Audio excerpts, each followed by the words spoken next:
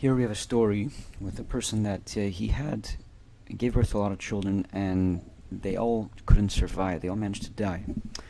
And one day, he decided, he's going to pray his heart out.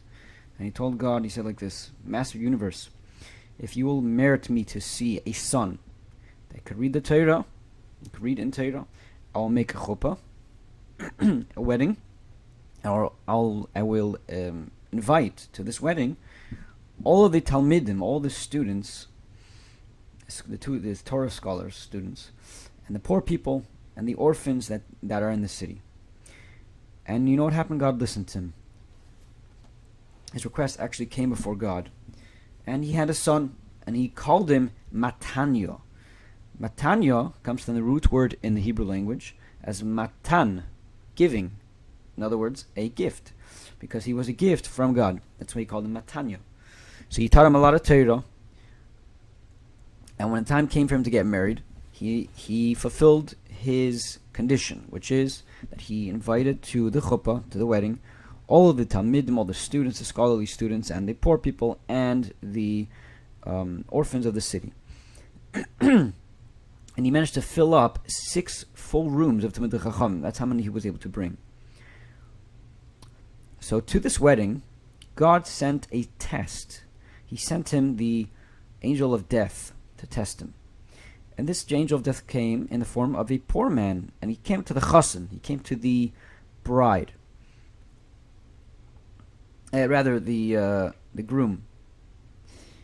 And he told him, could you do a favor for me? Do some chesed, some kindness. Let me sit between the students, the scholarly students. So the chassan, the groom, said, whoever I needed to invite, I already invited. So you don't belong there. We already established who sits where.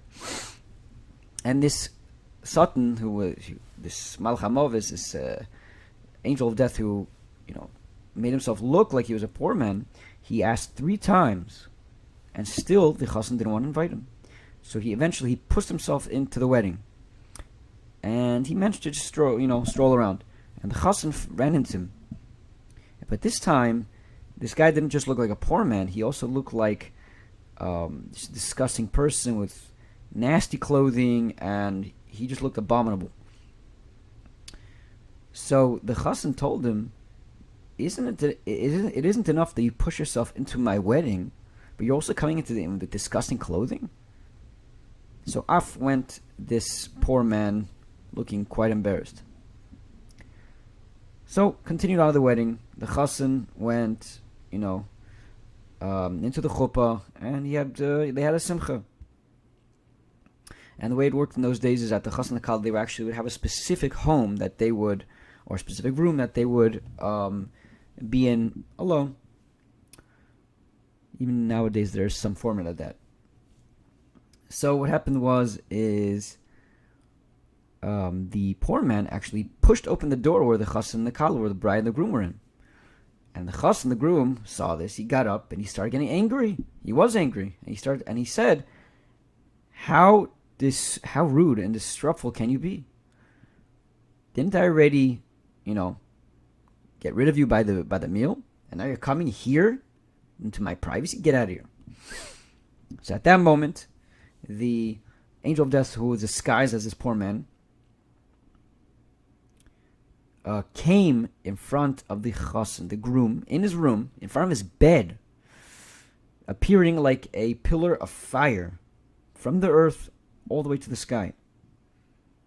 And the chassan, the groom, was terrified. He said, "Who are you?" He responded, "I am the angel of death, and I came to take your soul away." So at this moment, the bride, the kala, pipes up. She says, "Master of the universe, you're making your Torah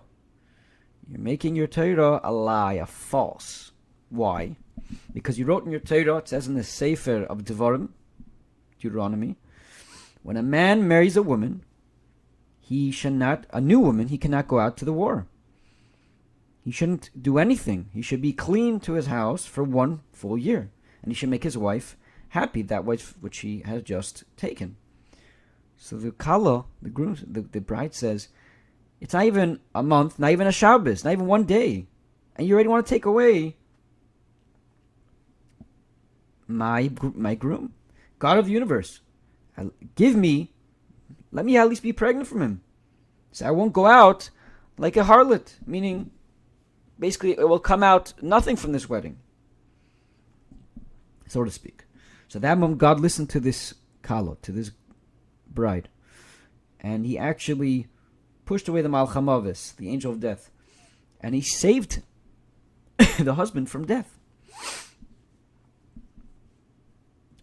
Now, why was this kalo? What was she meritful? It says as follows: she was meritful because her mother used to draw water every day and give to the students in the school, in the Beis Sefer. And she was very old. The mother was very old, and the daughter, this daughter who is currently the kalo in this story,